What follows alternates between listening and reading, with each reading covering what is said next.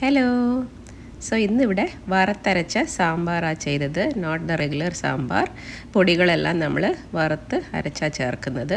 ഇതിന് ഞാൻ 1 കപ്പ് തൂർദാൽ നല്ലോണം കഴുകി ക്ലീൻ ചെയ്ത് അതിനകത്ത് ഒരു ഹാഫ് തക്കാളി, 2-3 വെളുത്തുള്ളി, 2-3 പച്ചമുളക് ഇട്ട് ഒരു 5 വിസിൽ വേവിച്ചെടുക്കും. പിന്നെ ഇതിന് അരയ്ക്കാനുള്ള സാധനങ്ങൾ കള്ളപ്പരിപ്പ്, ഉഴുത്തമ്പരിപ്പ്, മല്ലി, വെന്തയം, ഫെനുഗ്രീക്ക്, പിന്നെ കുറച്ച് തേങ്ങ, ഒരു 5-6 റെഡ് ചില്ലി ആൻഡ് അസഫറ്റീഡ. ഇതെല്ലാം കൂടെ വറുത്ത് നല്ല ഒരു മീഡിയം ബ്രൗൺ കളർ, ഒത്തിരി ഡാർക്ക് ബ്രൗൺ ആക്കണ്ട, ഒരു മീഡിയം ബ്രൗൺ ആകുമ്പം അതെടുത്ത് നമുക്ക് കൂൾ ചെയ്ത് അരച്ച് വെക്കണം. ഇതിന് നമുക്ക് എന്ത് വെജിറ്റബിൾ വേണമെങ്കിലും യൂസ് ചെയ്യാം. ഞാൻ മുരിങ്ങക്കായും ചെറിയ ഉള്ളിയും ചേർത്തിട്ടുണ്ട്.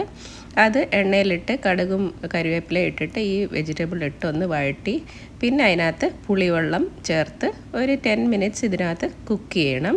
പുളി നല്ലോണം കുക്കാവണം, അല്ലെങ്കിൽ ഒരു സ്മെല്ല് ടേസ്റ്റ് കാണും. പിന്നെ അത് കുക്കായി കഴിയുമ്പം നമ്മൾ കുക്ക് ചെയ്ത് വെച്ചിരിക്കുന്ന ദാൽ അതിനകത്ത് ചേർത്ത് പിന്നെ ഒരു 5-10 മിനിറ്റ്സ് അതൊന്ന് ബോയിലാവണം. അത് കഴിയുമ്പം നമ്മൾ അരച്ച് വെച്ചിരിക്കുന്ന തേങ്ങ പേസ്റ്റ് അതിനകത്ത് ചേർത്ത് പിന്നെ ഒരു 5 മിനിറ്റ്സ് ലോ ഫ്ലെയിമിൽ ഒന്ന് കുക്ക് ചെയ്ത് കഴിയുമ്പം നമ്മുടെ സാമ്പാർ റെഡി. സോ അങ്ങനെ ഇന്ന് ചൂട് ചോറ്, നമ്മുടെ അടിപൊളി വറുത്തരച്ച സാമ്പാർ, നല്ല എരിയും പുളിയും, ഇത് സൂപ്പർ യമ്മി.